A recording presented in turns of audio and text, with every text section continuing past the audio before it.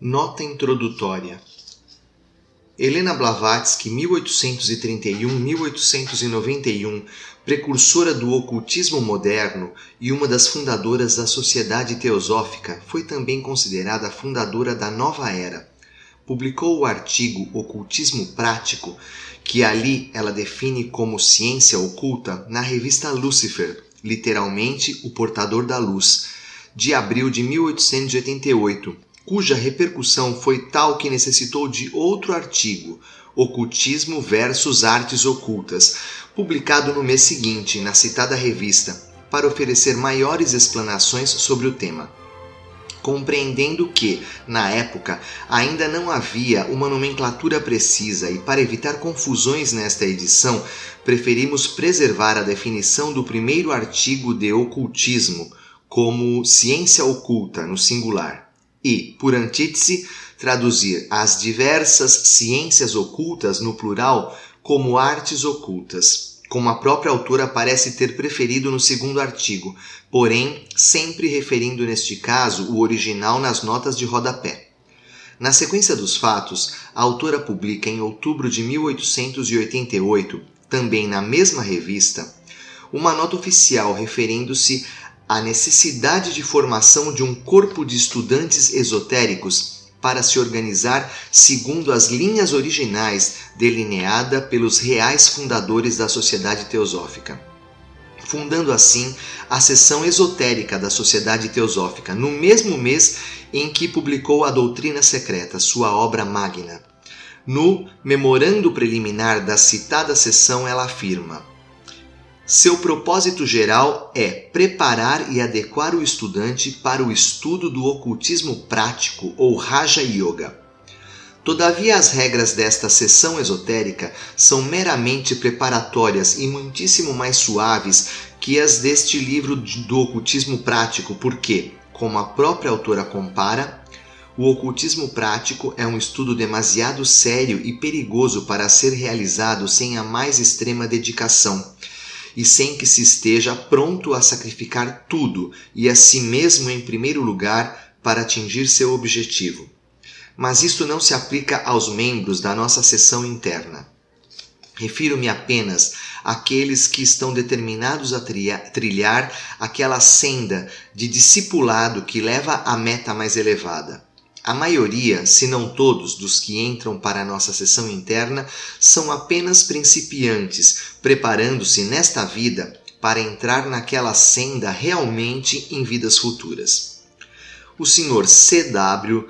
Leadbeater, treinado também pela autora, define o ocultismo como sendo o estudo do lado oculto da natureza, ou melhor, o estudo da natureza em sua totalidade e não apenas daquela parte mínima que é o objeto de investigação da ciência moderna.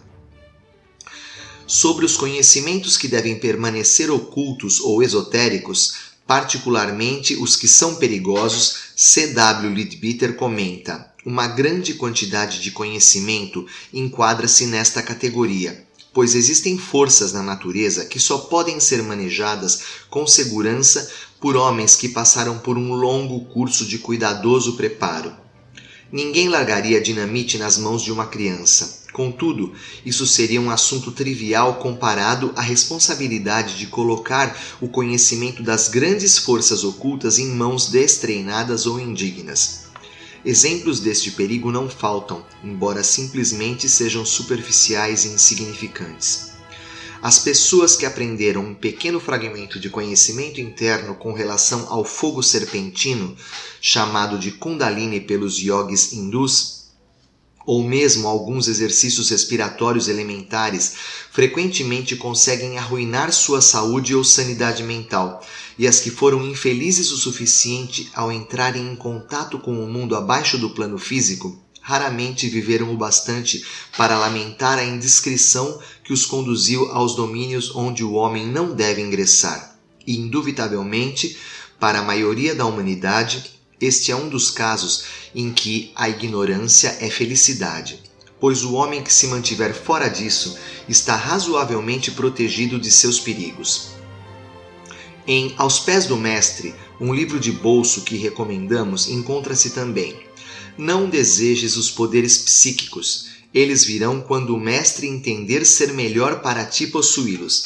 Forçá-los muito cedo traz em seu treinamento frequentemente muitas perturbações, e seu possuidor muitas vezes é desorientado por enganosos espíritos da natureza, ou torna-se vaidoso e julga-se isento de cometer erros. Em qualquer caso, o tempo e a energia despendido em adquiri-los poderiam ser utilizados em trabalho para os outros. Eles virão no decurso do teu desenvolvimento, eles têm de vir, e se o mestre entender que seria útil para ti possuí-los mais cedo, ele te ensinará como desenvolvê-los com segurança. Até então, estarás melhor sem eles. Deve, pois, ser evidente a absoluta necessidade de um gradual e longo curso de cuidadoso preparo antes de chegar-se ao ocultismo prático ou Raja Yoga, como comenta o Dr. Taimni.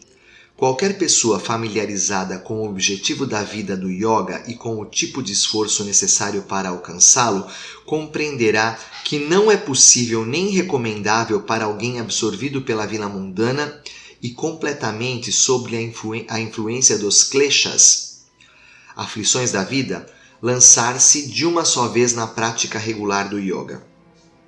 A diferença entre a perspectiva da vida do homem mundano comum e da vida que se requer que o yogi viva é tão grande que uma súbita mudança de uma para a outra não é possível e, se tentada, pode produzir uma reação violenta na mente do aspirante, lançando-o de volta à vida mundana com uma força ainda maior.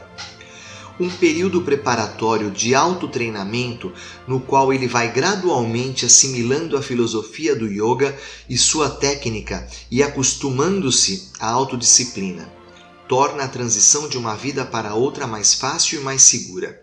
Consequentemente, também habilita o simples estudante a verificar se está suficientemente preparado para adotar a vida do yoga e tentar seriamente realizar o ideal do yoga. Talvez a melhor forma de sintetizar os requisitos necessários para esta senda espiritual do ocultismo prático tenha sido oferecida pela própria autora. Para alcançar o nirvana é mister alcançar o autoconhecimento, e o autoconhecimento é filho de ações amorosas.